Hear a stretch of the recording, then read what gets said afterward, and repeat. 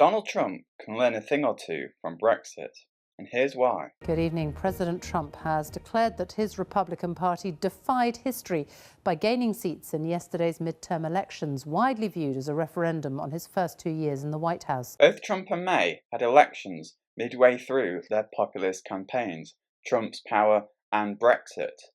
But that was how Trump reacted. This is how Theresa May reacted. At this time, more than anything else, this country needs a period of stability. And if, as the indications have shown, if this is correct, that the Conservative Party has won the most seats and probably the most votes, then it will be incumbent on us to ensure that we have that period of stability, and that is exactly what we will do. Lesson 1. Don't admit failure and gloss over insecurities. His party did indeed tighten its grip on the Senate, but the Democrats made gains too, taking back control of the House of Representatives for the first time in 8 years, which they say will mean more checks and balances on the Trump presidency. Lesson 2. Expect the left to think they're in power. Election fatigue forgotten. These were scenes of celebration which many Labour voters might not have anticipated when this electoral race crossed the start line. The days when political observers and members of his own party doubted Jeremy Corbyn's ability to turn round what appeared then to be a foregone conclusion and to defy predictions of a Tory landslide. One word didn't crop up in my conversations this morning: Brexit. Labour voters did acknowledge that extricating Britain would now be an even knottier problem, but they said when it came to casting their vote, issues closer to home were a deciding factor. Lesson 3. Expect the left to ignore the will of the people. Yeah, I think I'm right in saying that the midterm elections were only last night, because since then we've already had a kind of freewheeling news conference given by the President. We've had the firing of the Attorney General. It all makes it feel like it was a lot longer ago. In the last few minutes, Theresa May has given an update about Brexit discussions with the European Union. Speaking on the second day of the summit in Brussels, Mrs May said she was positive about what the negotiations had achieved so far. Earlier, the head of the European Council, Donald Tusk, said EU leaders would begin to prepare for talks about a trade deal with the UK. Lesson 4. Make enough change to make it seem like you're in control, but not too much change to make it seem like there's chaos. And definitely don't seem like you're doing nothing like May does. That's enough. Put down the mic. Mr. President, are you worried about indictments coming down in this investigation? I'll tell you what, CNN should be ashamed of itself having you working for them. You are a rude, terrible person. You shouldn't be working for CNN. Go ahead.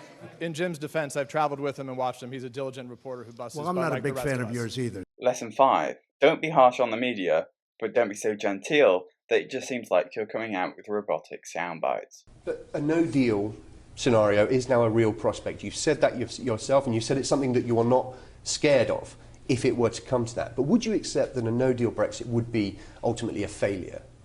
What I'm very clear about is that we're working for a good deal. But because we don't know what the outcome of the negotiations is going to be, it is absolutely right that the government is preparing for the possibility of no deal. That is common sense. You would regret a no deal. It's common sense. I'm working for a good deal. I'm working for a deal with the European Union. But we prepare for the possibility of no deal because I want to ensure that when we leave the European Union, we make a success of it, regardless of the deal that we've arranged. Lesson 6. Prepare to negotiate like you never have before. But to the Democrats, he offered an olive branch of sorts. Don't investigate me and we can work together, he said. Play nasty and I'll fight back. Labour will vote against the Chequers plan or whatever is left of it and oppose leaving the EU with no deal. That is why, if Parliament votes down a Tory deal or the government fails to reach any deal at all, we would press for a general election. Not about leadership squabbles or parliamentary posturing. I say this to her in all sincerity and helpfulness.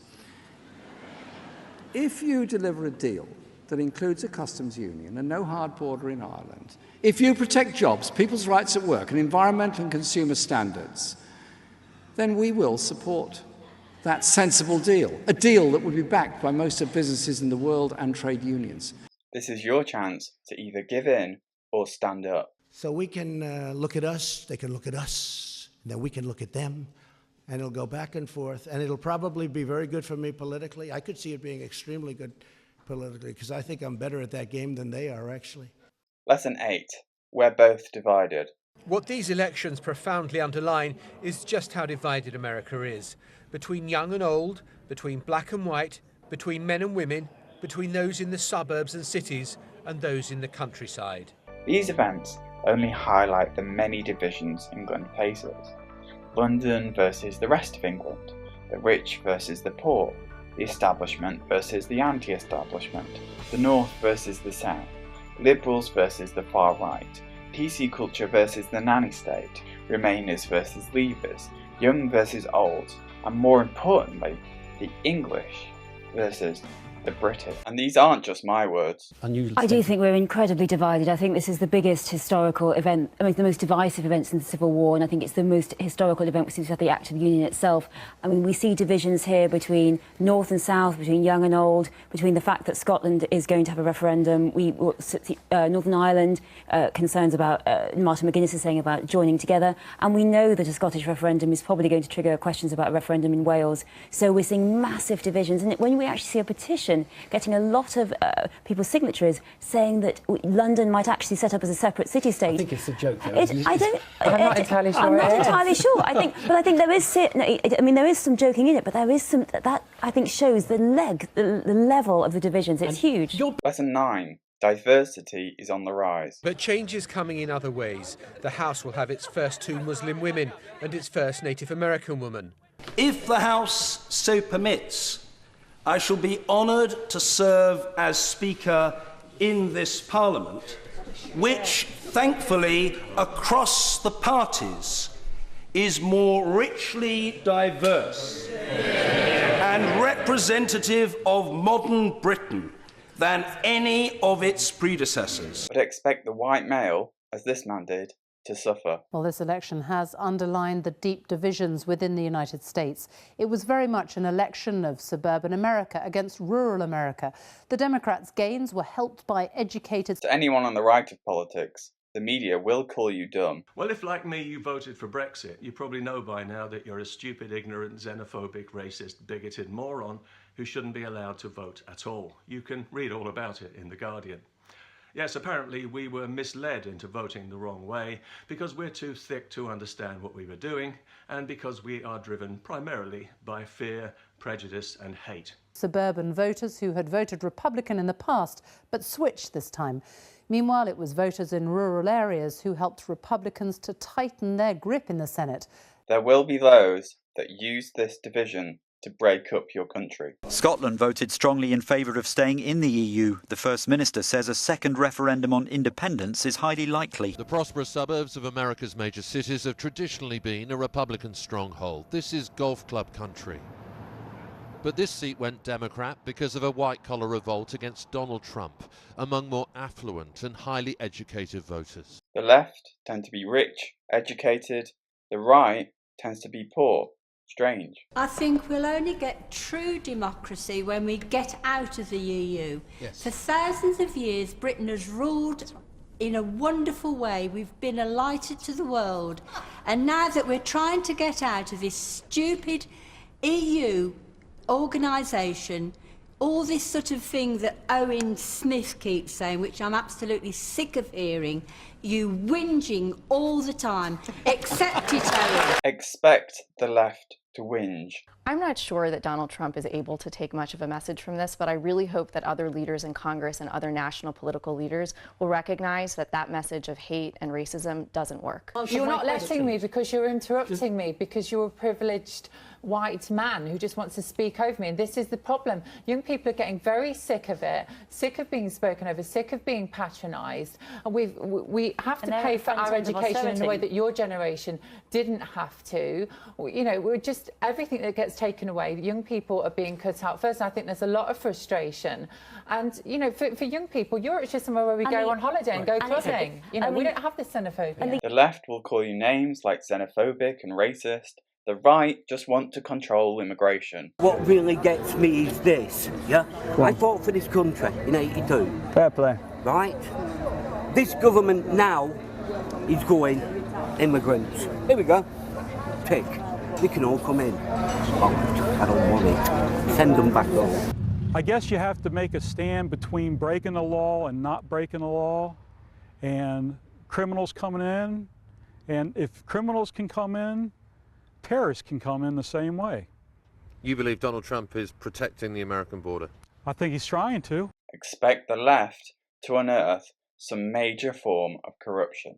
Nancy Pelosi, whom we heard in my report talking about how we could maybe work in a bipartisan way, put out this tweet this evening. It is impossible to read Attorney General Sessions' firing as anything other than another blatant attempt to undermine and end Special Counsel Mueller's investigation, of course, into whether there was Russian collusion. A pro-Brexit campaigner, Aaron Banks, is facing a criminal inquiry into alleged electoral law offences during the EU referendum.